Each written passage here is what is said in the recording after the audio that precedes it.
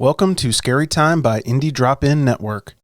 Each week we feature an episode from the best independent creators. Subscribe for great scary content. If you would like to help support indie creators, check out our Patreon at the bottom of the show notes. Today's episode is from Mission Spooky. Don't forget to check out the show notes for links to subscribe and follow on social media. Enjoy the show. Begin. You are interested in the unknown, the mysterious, the unexplainable. That is why you are here. 3, 2, 1.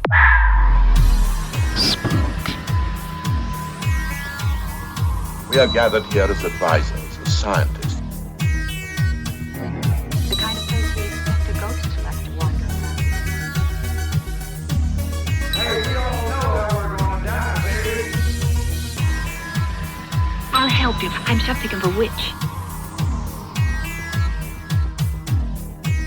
Welcome to Mission Spooky. I'm your fantastic host, JC. With me today, as per usual, is my pretty okay co-host, Kiki. How you doing, Kiki? It has been just over a year since we started this podcast, and I'm still just pretty okay. Yep. I mean, you've had some upgrades and downgrades. One day you'll get there. So how's life going, man? Oh, it's going.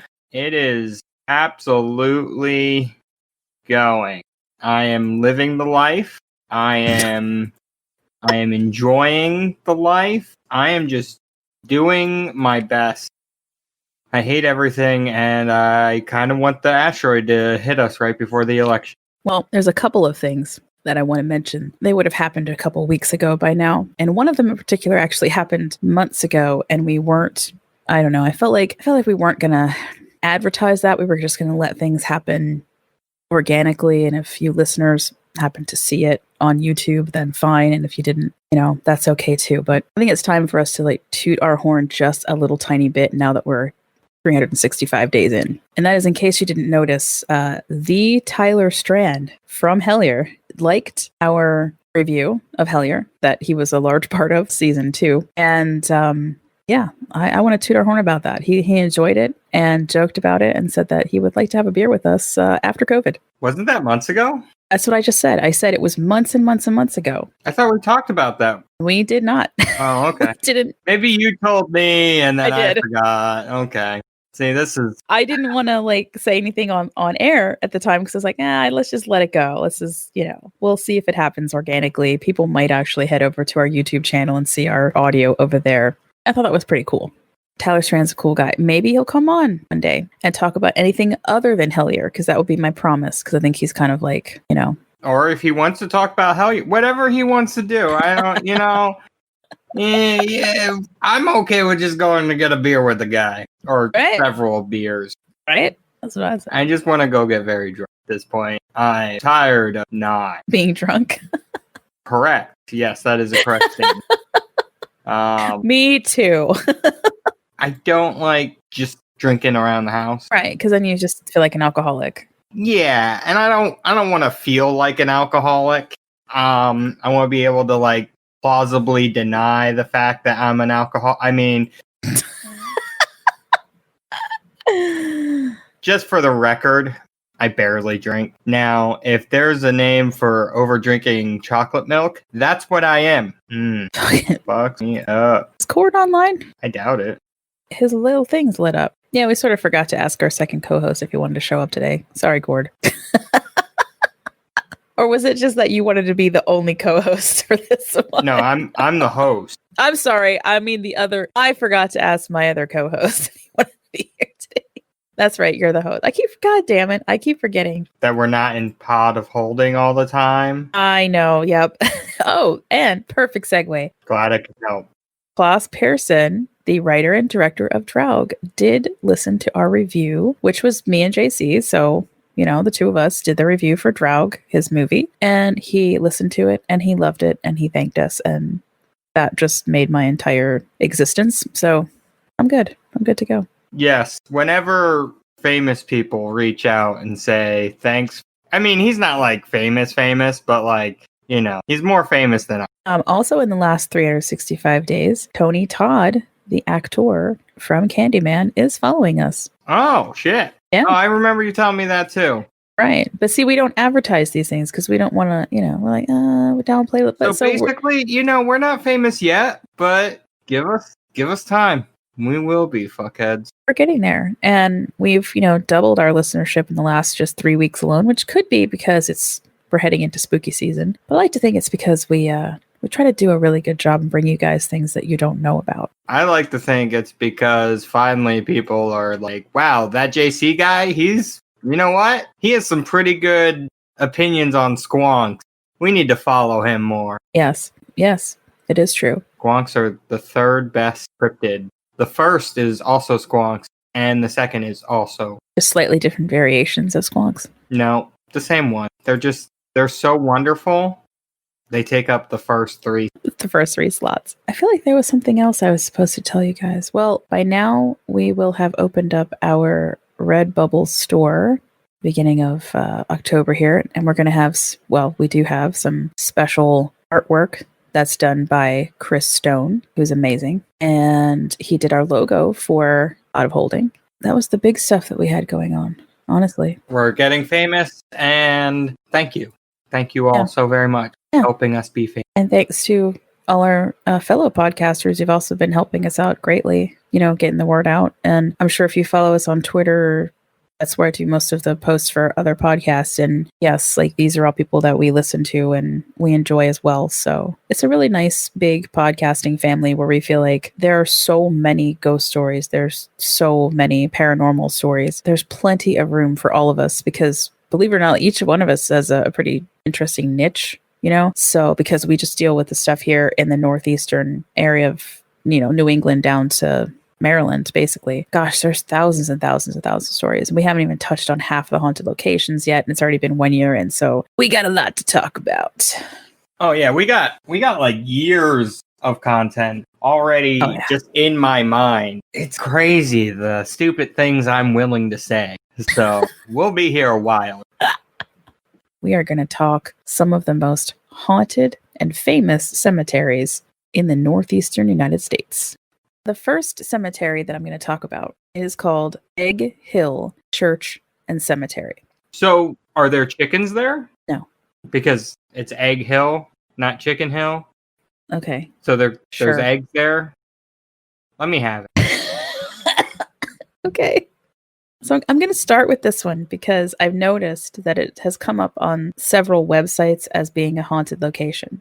And the legend is that there's this old reverend who killed every single one of his parishioners in one night. That's just a lot of work. It's also not true. Oh, well, spoiler alert. That's the point.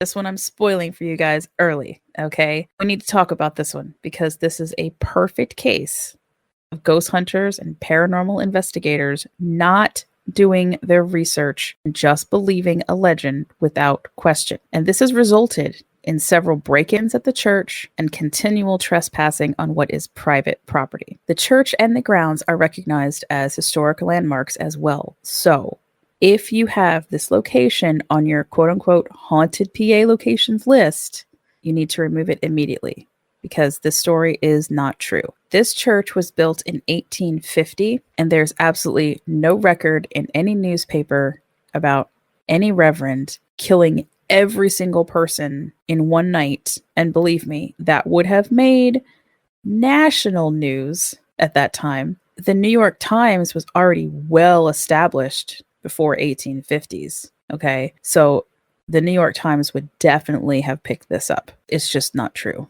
And this actually is a good example of why I do what I do with this podcast, because which is literally so much more than all the things except sitting down and being like, let's say some stupid thing. That's that's the only job I don't have. I don't have that job listed. Say stupid. You do also sit down and say some stupid thing. Oh yeah, but it's not my top thing. Remember when you were saying that cryptid in the Lake Town Ray or whatever, Ray's Town Ray? Yeah, you don't even know what it is, but yeah. Look, but I love him. I don't know who he is, but I love him. Okay, or her, or them. I don't know. Maybe there's more than one. I love them all. Anyway, we're not getting mad today at the Raytown. Shh, be quiet. You're trying to make me talk about cryptids. No. At JC. Anyway, this is why I do this. To help investigators and ghost hunters with the information before you go out somewhere, half-cocked or, whatever you want to say. So please, Big Hill Church and Cemetery, leave it alone. It is private property. You will be arrested. Okay? 100%. Yes. We don't want you getting hurt or arrested. So, I mean, for trespassing on that specific graveyard. If, however, you are a murderer, we kind of want you to get arrested. I just want to clarify. Obviously. Kiki does not believe that we do not believe in arrest. I said I don't want our investigators or ghost hunters. That's not what you said. You just said we don't want you to get arrested. Maybe there's a murderer listening to us. When you said that, when you were like, maybe there's a murderer listening to us, I was like, is that good for the podcast or is that bad for the pod? I'm not really sure. Like how we're not a true crime podcast. We're not a true crime podcast, but anyway. I mean, unless he's making ghosts. that's what I'm talking about. That would be good. Just let us know. Don't tell us where the bodies are. No, Just tell us, we don't. Like, what? Okay, no, we don't want murderers listening to the podcast. It's bad. I'm glad we came to that conclusion. Glad we could work through that. Took about 20 seconds longer than it should have, but yeah, that's bad. Glad I could assist with that. I'm going to start with St. Peter's Episcopal Churchyard, which is located at 313 Pine Street in Philadelphia. A little bit of historical background because it is a really cool churchyard. I'll tell you what. The tower and the spire were designed in 1842 by William Strickland. Some people may know that name. Also responsible for designing the Second National Bank in Philadelphia. And one of my favorite buildings in Philly, the Merchant Exchange building in Old City. There are 2 wooden angels that flank the organ inside. Those were designed by William Rush, who is considered the first major American sculptor. Now here's a little tidbit that I love, and I think a lot of you guys might get a kick out of this. The pews were rented until 1966. And for those of you who don't have any idea what I'm talking about, wealthy people in cities and towns would purchase a piece of the church, even create their own pew designs in some places, and they held the deed to those little pieces of the church, sometimes passing them down through generations, which would also generate extra money. So can you imagine going to church and having your own pew to sit in that might be like elevated above everybody else and like with gold, whatever. And they were like club box seating basically for church. I mean, hey, whatever floats the boat, Of course, this went out of fashion when the clergy actually, the ones that had a little bit more morality than everybody else. So we're like, hey, this is not what Jesus intended. He actually said that we should all be just worshiping in the same way, that there shouldn't be anyone above anybody else. This is church. This isn't the Colosseum. No. What he meant was poor people can't be above other people. That right. But sure, if you're wealthy enough to afford, you got to read between the lines. But he meant it. Jesus meant for wealthy people to sit higher than poor people. So those poor people would remember their place. Okay, Kiki, one moment. Let me go on a little tangent. Can you imagine being like super wealthy and just wanting to be a dick and building like in the front of the pews being like, I want pews that are going to block everyone. They have to be like 12 feet high. And having that made and then never even going to that church, just being a dick. These are the things. That's the part that I would like. Yes, that's the part. Yeah, because if you go there, they're gonna beat the shit out of you for being a dickbag. But if you never go, who's gonna beat the shit out of you? No one. Oh my. So Pew 41 in this church was rented by Philadelphia Mayor Samuel Powell, and it was also where George Washington sat when he worshipped here. Oh, that's nice. So you can sit your butt where George Washington sat. I'd actually 100% do that. There is a row of Osage orange trees said to have been planted with seeds brought back from Lewis and Clark. Interesting. And there are also some really, really important Philadelphians buried here. For example, the artist Charles Wilson Peale, James Polk's vice president, George Mifflin Dallas, is buried here. And Benjamin Chew, I thought I would mention that one because he owned a place that was previously on our list of haunted locations. I took it off based on what I'm about to tell you. So Benjamin Chew used to own the mansion called Cliveden, which is very much like Grumblethorpe that we did talk about. And it was taken during the 1777 Battle of Germantown. Okay. So Cliveden was one that I was looking into as well because there were some ghost stories there that had cropped up. But it turns out that they're all much later. And the Chew family, who owned that property until the 70s, had said that the whole entire time that their family was ever there, they never experienced anything at all paranormal. Which is exactly what they would say were. No. Basically, investigators even come to the conclusion that the stories are more like legends than actual happenings. One of them in particular was there was supposedly this old woman who you'd see walking around with no head. And the story goes that her head was either chopped off by a British soldier during that Battle of Germantown, or that she had her head lopped off by a cannonball during that battle. This house was hit with so much cannonball, it was ridiculous. Like, they were trying to bring it down and they could not do it. Fuck you, England. I'm just kidding. Yeah, fuck them. We love you, though. I'm just kidding. Just kidding. So, of course, the legends sort of like... shut up. So the legends actually grew up, I think, about maybe from the fact that Cliveden was so well built that the British could not bring this house down either. So, I mean, that's kind of interesting. I like that little aside. But as far as the ghost story part, there's not any real evidence that there's anything there. So moving on, there are 8 First Peoples tribes chiefs buried here. All of them died from smallpox while they were visiting President Washington in 1793. This is part of that smallpox epidemic that we often talk about with a lot of these other places, like Grumblethorpe has a story about the ghost girl who supposedly got the smallpox and passed away.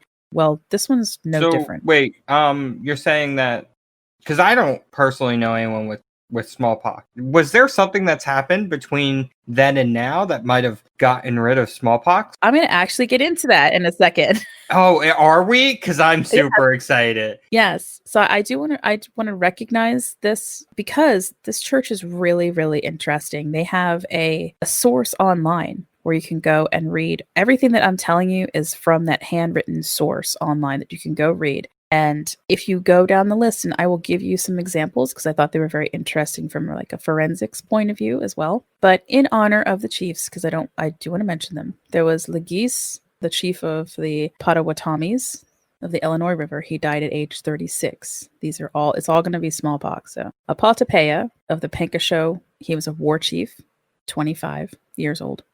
Begig Watano, and he was a war chief of the Wabash Nation, 52 years old. Barkskin of the Pankashaw Nation, 26 years old. Grand Joseph, he was the great chief of the Viatano Nation of Eel Creek.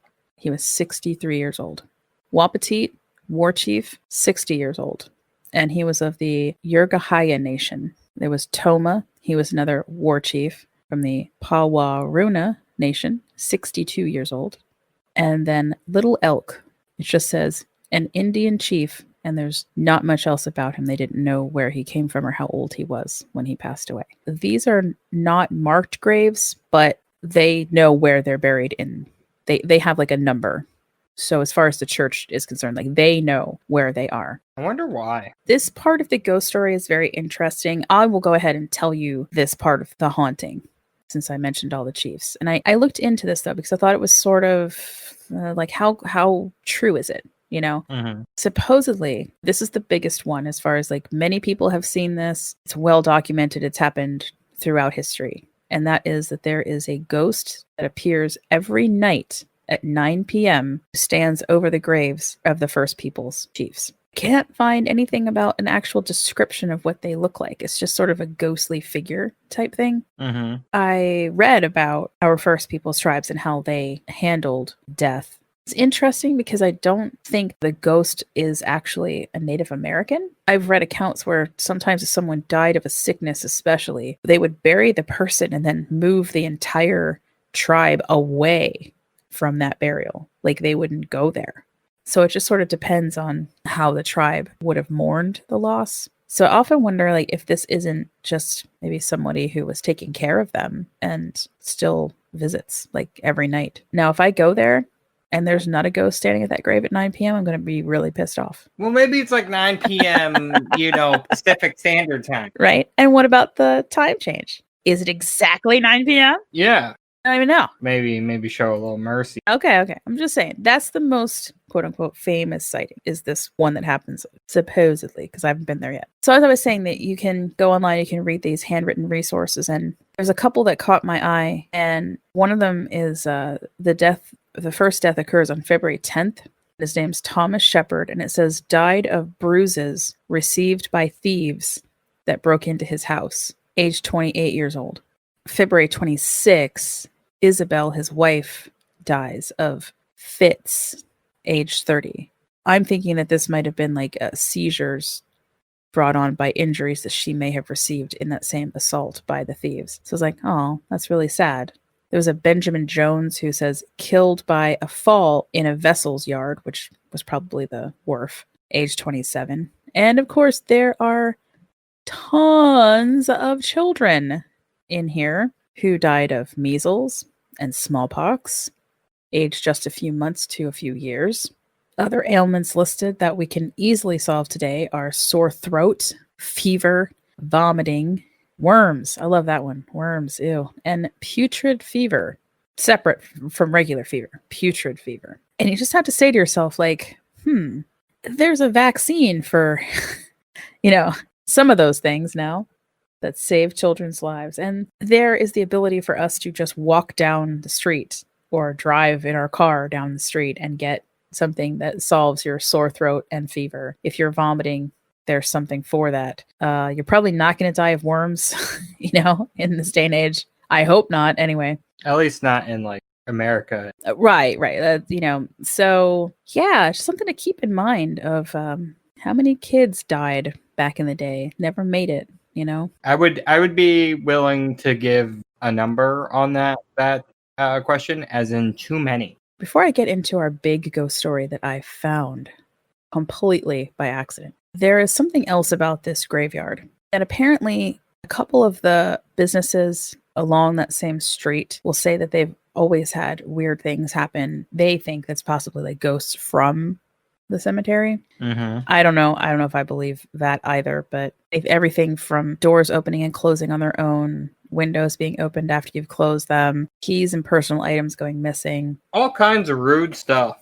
Yeah, and then the big one, shadow people. Ooh. Yeah, they see shadow people in other businesses or walking down the street. I think it's interesting to mention another podcast I just listened to, Scry. We've often talked about him. He does some real life ghost stories, and it was funny because he just did an episode, had a few stories about cemeteries, and every one of them had shadow people. And JC, you have to listen to this episode because one in particular had shadow people and shadow dogs with bright red eyes that had a very deep growl sound, and the dog and the shadow person meld into one thing right in front of their eyes. So it's kind of funny when I read that about the grave site and the area, and then people thinking they see shadow people along the road and even in some of the houses like near there, businesses near there.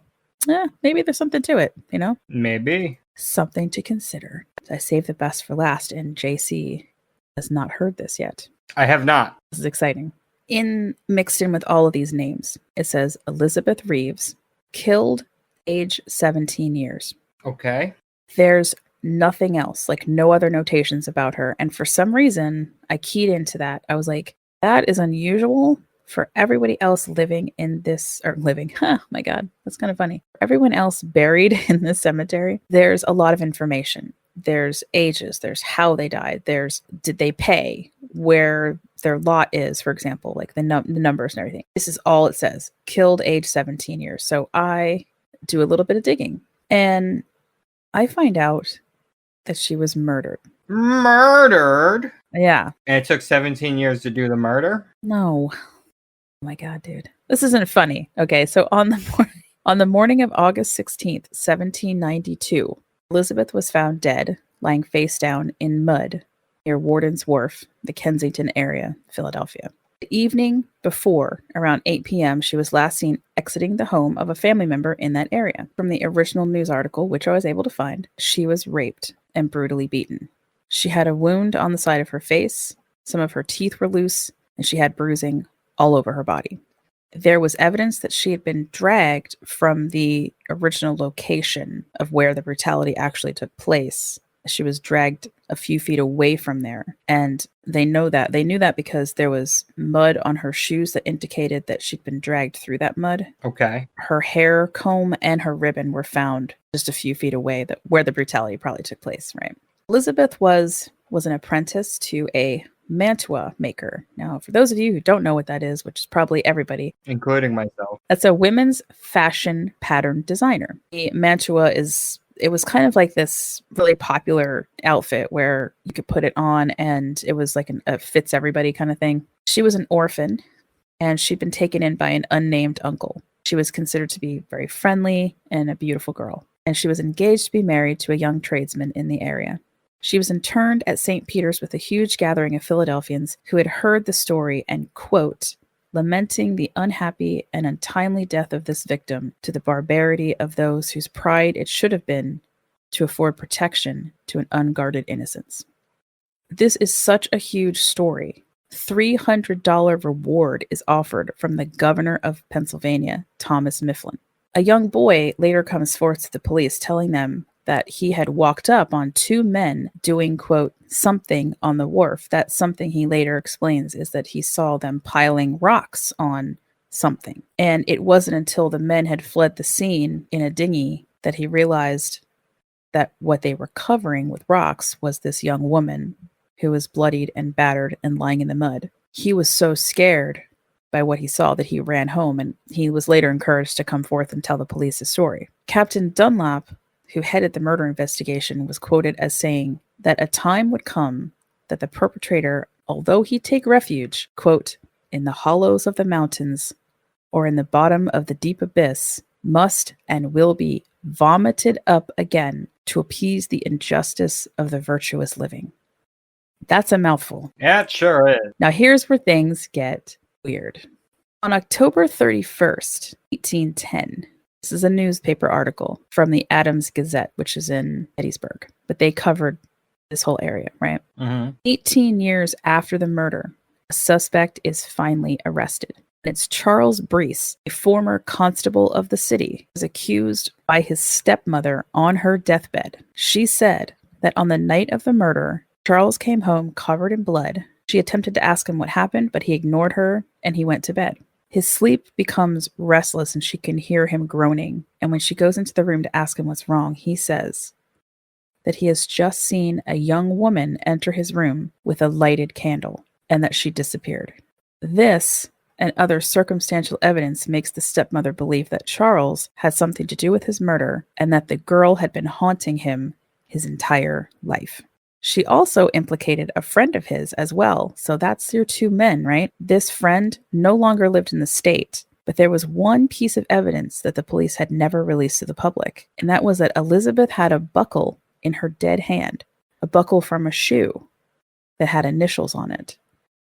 And those initials matched that of Charles's friend. Oh. Right?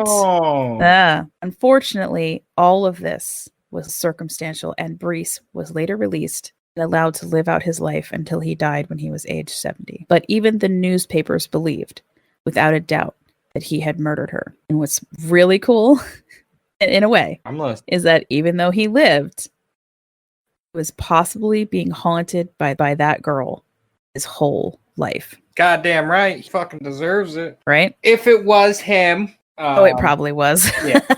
It probably was. Good. Fuck him and everything he's done. That is your bonus ghost story that I found by accident. I mean, that's a good bonus ghost story if I've ever heard a good bonus story. Dude, right? So sometimes go with your gut, guys. You know, if you see something weird, maybe it is weird. And then it got weirder. Let's use this moment to say, hey, maybe don't rape people. Yeah, maybe don't rape people or kill people. It's not a good idea.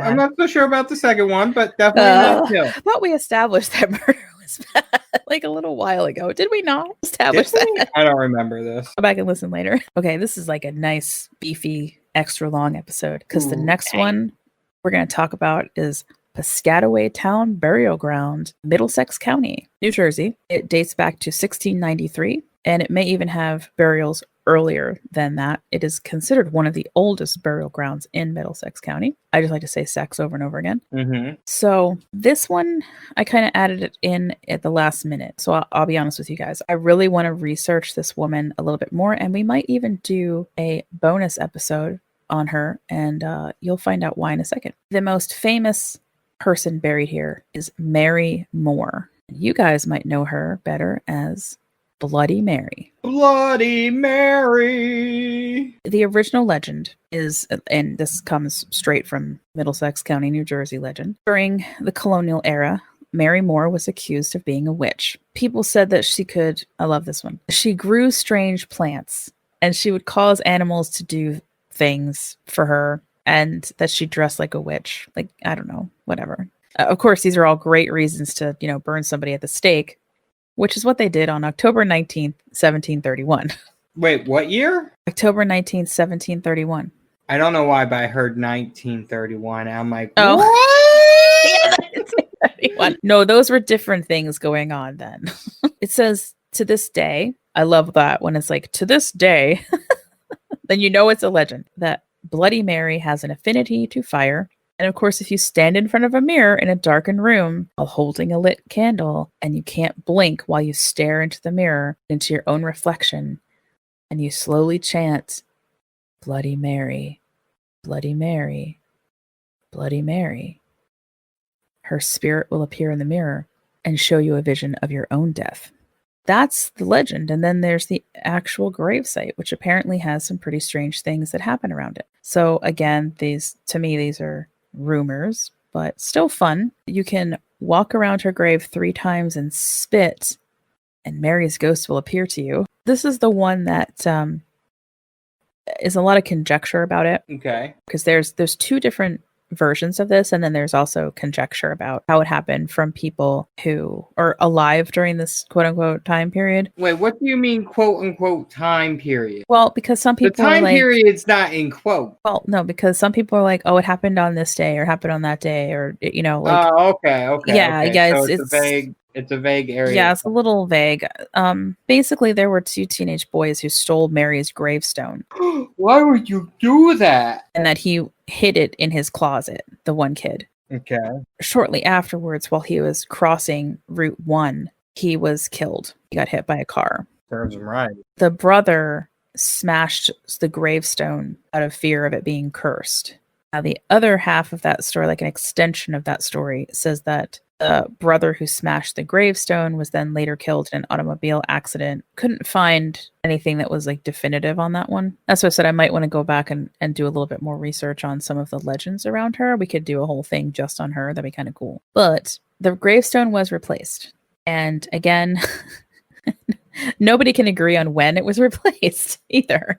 It literally is like anywhere from the 1950s to the 1990s, although it seems more likely just because people remember it, like from the area, they think it's somewhere between the 80s and the 90s. Okay. Yeah, just kind of weird. I love those little like added things about the grave area though. Like, oh, you can like walk 3 times around her gravestone and spit and then she'll appear. I think that probably comes from the original legend about say her name 3 times and she'll appear. Yeah. But still a spooky place to go visit. And of course, we never, ever want you to trespass. And we don't want you to destroy anyone's gravestones ever, because that's very disrespectful. And we don't do that. Yeah, don't do that. That's bad. And I know, speaking from experience, unfortunately, that gravestones are extremely expensive and difficult to replace. Yeah, so let's not do that. If they're very old, it's just really heartbreaking that you can never replace that ever. Yeah. And it's usually, shitty teenagers being shitty. Yeah.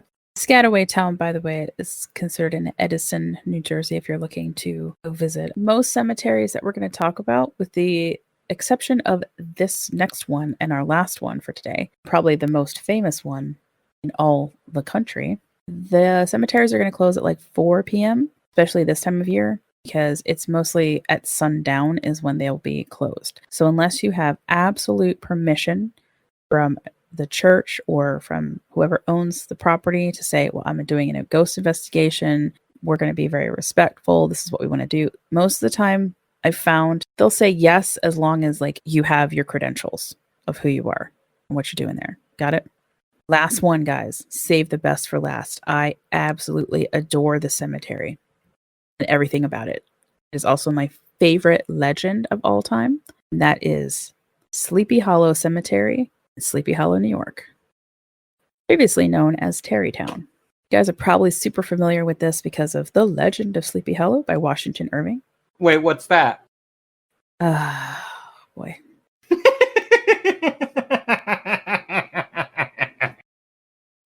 The Headless Horseman. Yeah, Of Sleepy I'm Hollow. aware. I'm being an asshole. I know.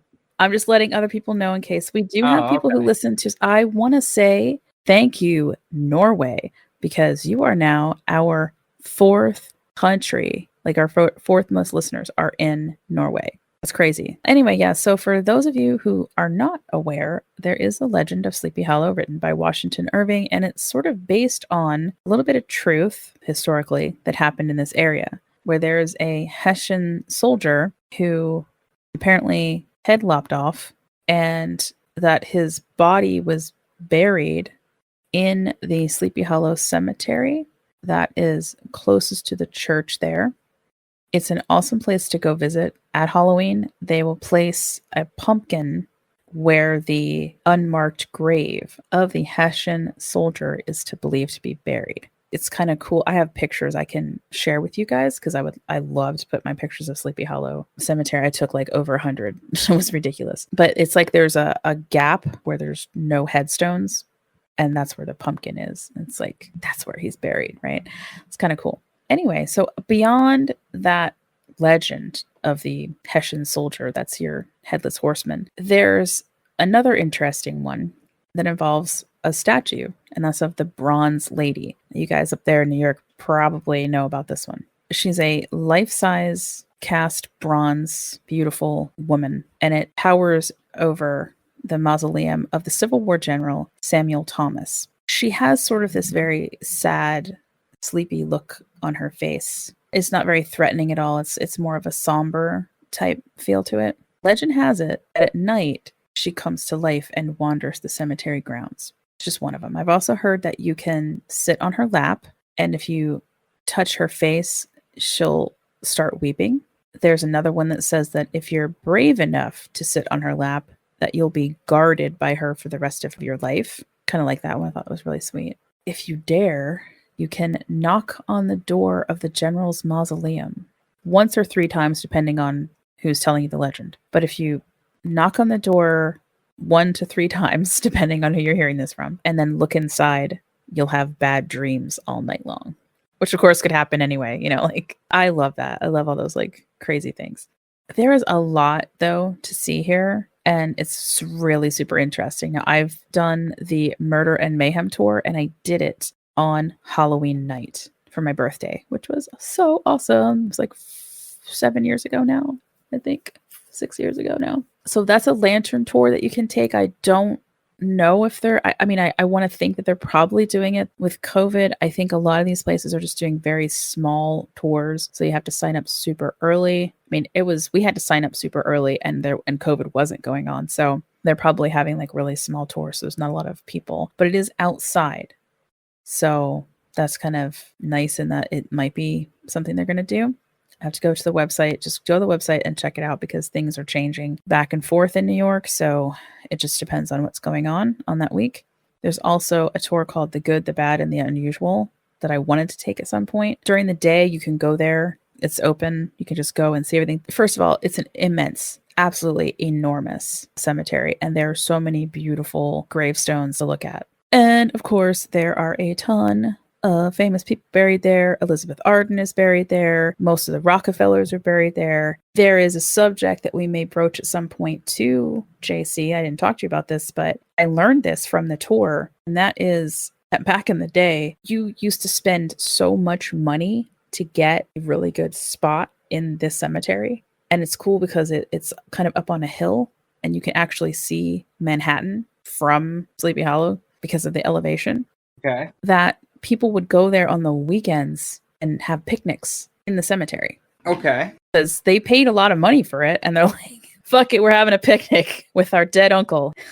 Why not? Good. I would be very interested. I at some point want to do extra research on that and find out how many different cemeteries across the United States were the same way. And seeing it in the daytime, because I saw it at nighttime first, then during the day. We went on November 1st. We spent the night and then went the next day to kind of see what it looks like for real. And you're like, well, no shit. I mean, there's like rhododendrons. It's absolutely gorgeous. There's all these trees and there's a creek that runs through it, which is part of the story, how the Headless Horseman can't cross over the water. Mm-hmm. Yeah, so I'm like, yeah, I guess if I paid a ridiculous amount of money for this beautiful vantage point to be buried in, I'd probably want to hang out with it while I was alive. Yeah, I could see that. Because, get your fucking money's worth, dude.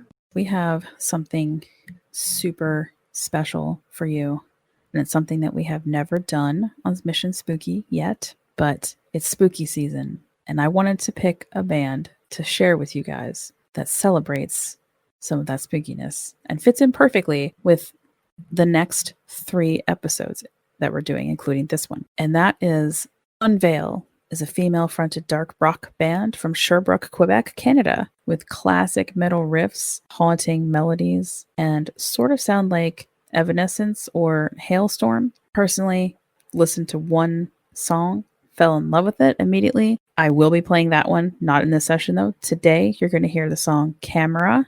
Again, that is Unveil. You can follow them on Instagram. You can also follow them on Twitter, and you can follow them on Bandcamp, and you'll see Mission Spooky supporting them because we bought all of it. That's how much I love it. Anyway, when we get back, Spooky Squad news, we've got shout outs, and we have something pretty special for you guys. I mean, my voice is pretty special, so you already got that. More special than you. Doubt it.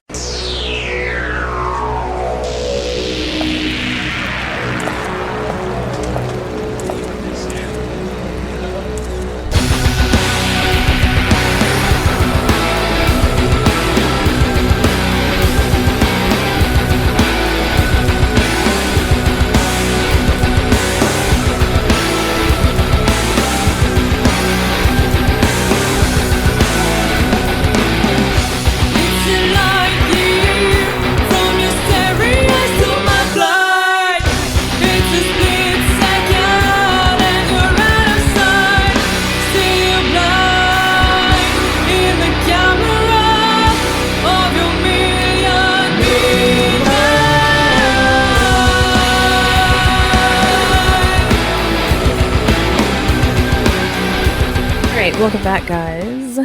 First of all, I want to give a huge thank you to our new Patreon supporter, Mitch. Mitch is now going to have access to our monthly Discord chat, special Q&A with me, JC, and anybody else as a special guest that wants to show up. And what's cool about that is we may have guests from other podcasts that I've interviewed over at Pod of Holding. So keep that in mind. You never know who's going to show up for those Q&As. It's going to be pretty cool. He also received our Mission Spooky logo sticker. And right now, if you're signing up, you also get our Pod of Holding sticker as well. Wait, why didn't I get those? I want some stickers. Because you just didn't ask for it. I'm going to put them on my car, though. I'm going to drive around with them in my car now. I demand 7. I have a lot of cars because I'm a wealthy podcaster. I'm Yeah, rolling in the dough, yes. There's only like 4 of those right now. 3 of them were wealthy before they started their podcast. Wait, do you know David Adder, whatever, has a podcast? Attenborough? Yeah. I would listen to his voice. He could literally just tell me that whatever he wants. I don't even care. Right? Oh. All right, so instead of doing shout outs, I did something extra special for you guys. I asked some of the podcasts who we follow, some of the ones who we're friends with, if they had any cemetery ghost stories.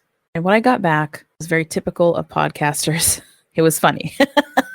So without further ado, I'm going to start with one of my favorite ones first. So these guys are great. They have a podcast called But It Was Aliens. Very funny. Look them up. The word butt is spelled B-U-T, not B-U-T-T. I know where some of you guys might be going with that. Oh, I was already, yeah. And I asked the question, and I got back, if you'd had sex in a cemetery in your youth, would you be really bad? Question mark. Asking for a friend. And I responded and said, no, because quote unquote, my friend has already done it. So know that they wouldn't be bad for that.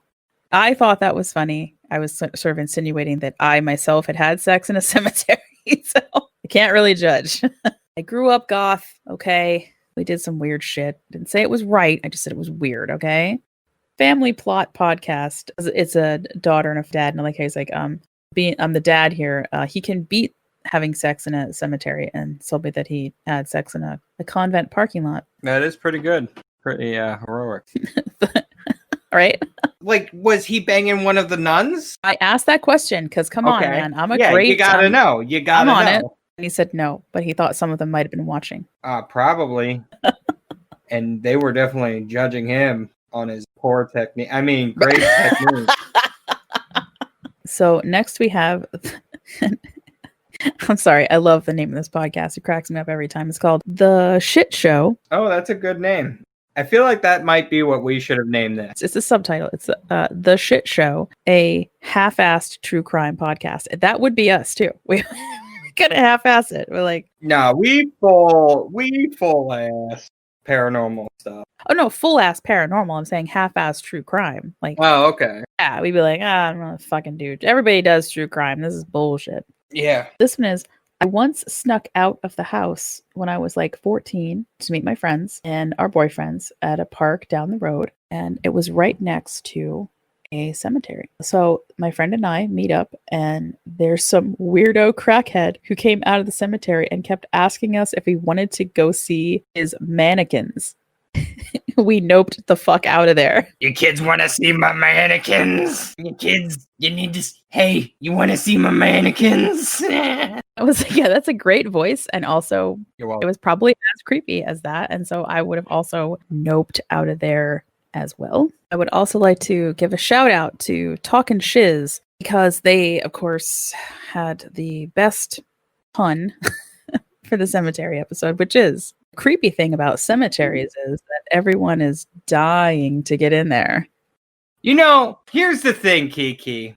Here's the thing. I've been wanting to make that joke on literally every cemetery you talked about today. And I held myself back knowing, you know what? It's a dad joke that Kiki's just going to slap her face.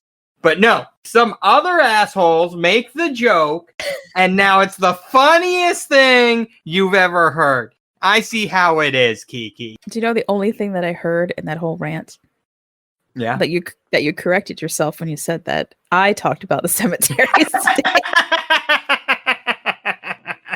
Do want to give a shout out to the Funs with Friends podcast, because she did an archaeological dig in a cemetery. And since archaeology is my jam, that is awesome. Good job. She was looking for unmarked graves based on vegetation growth, which is fantastic. That's great. I love that. Last one, and I laughed so hard at this because it was a mistake that was made. It was absolutely hysterical. So the movie seller, who we've been buds with for a while, responded by saying, I don't have anything creepy about cemeteries, but I like to troll stupid Confederate sympathizers by taking down Union monuments and graves of Union soldiers and sharing them on a Facebook page that he created called No Participation Trophies Union Civil War Monuments. That hobby has taken me into older graveyards in New England, which has been pretty cool. Now, what he meant to say was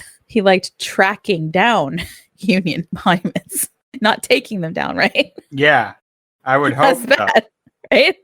So he corrects himself. And 1 Second Watch podcast responded to that by saying, I was confused by your logic, but now it makes sense. And I'm dying because I'm like, yeah, wait, what? I'm confused. How is this? And then, of course, talking shiz because they're the bomb. They just put up the image from Ron Burgundy.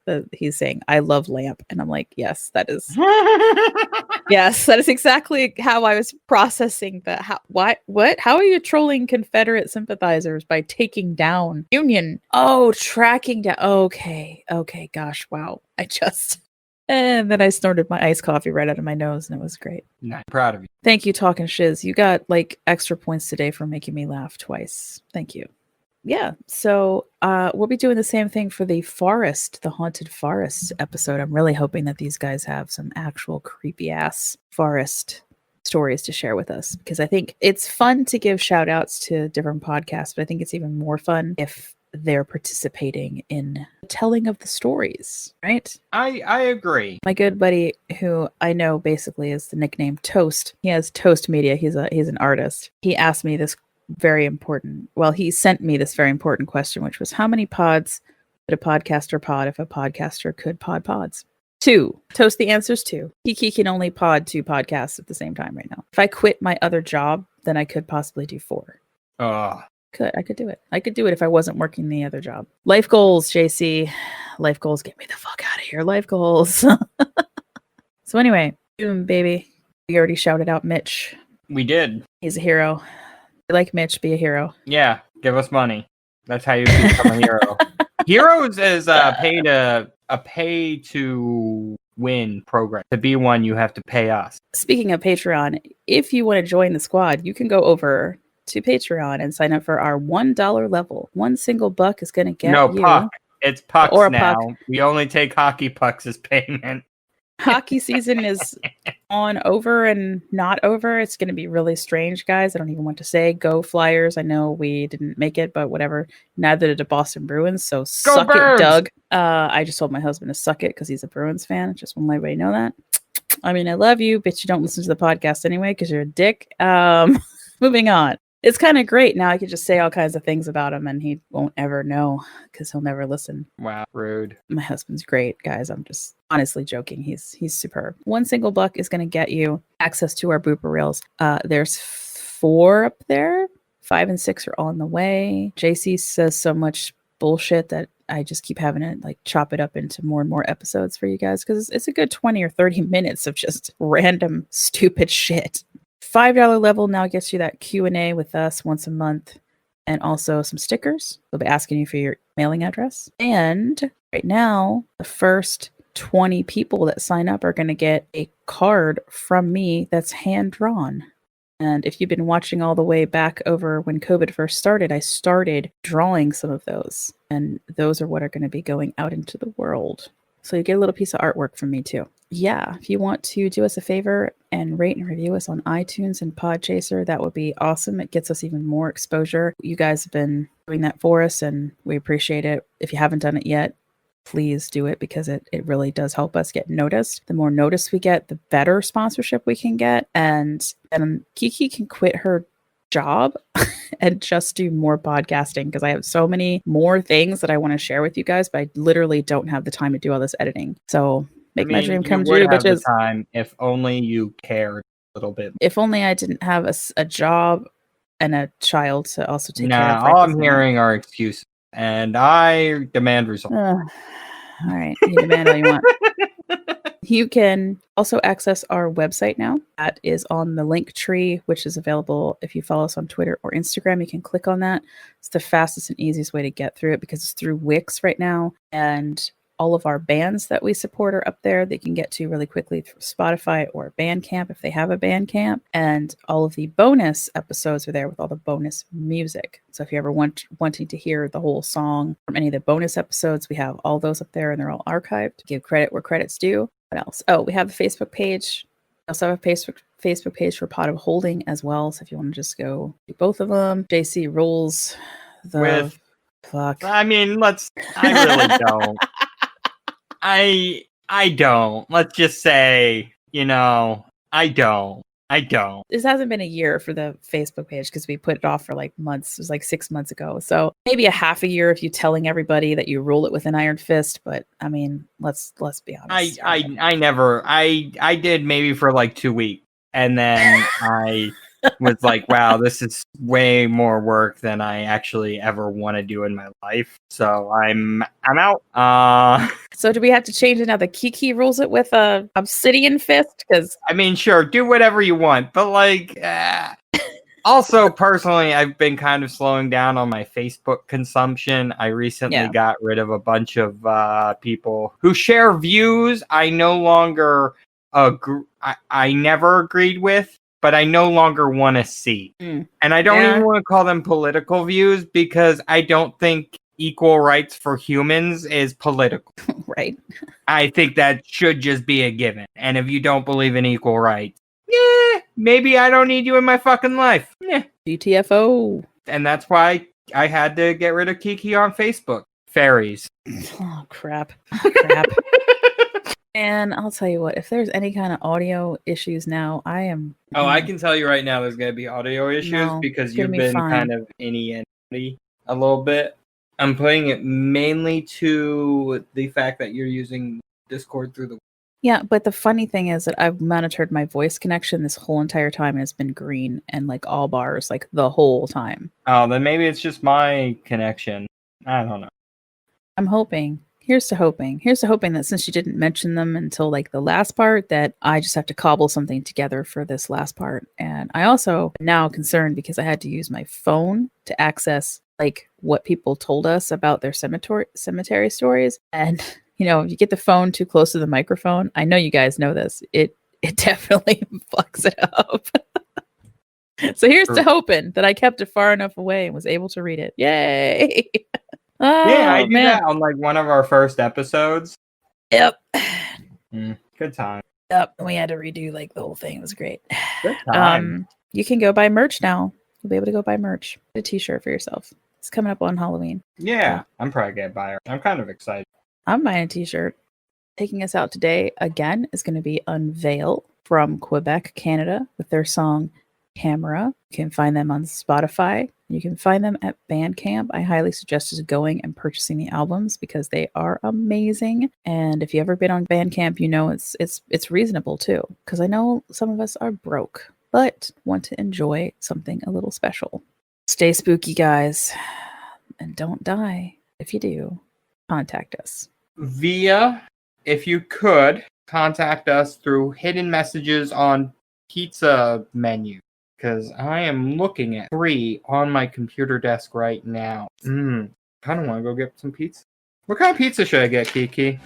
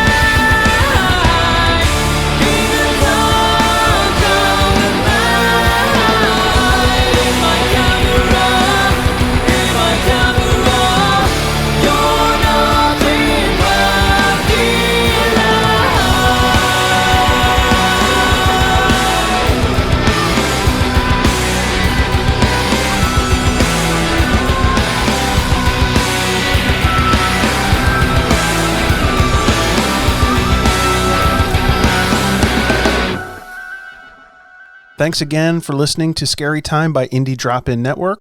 Check out all of Indie Drop-In shows at indiedropin.com.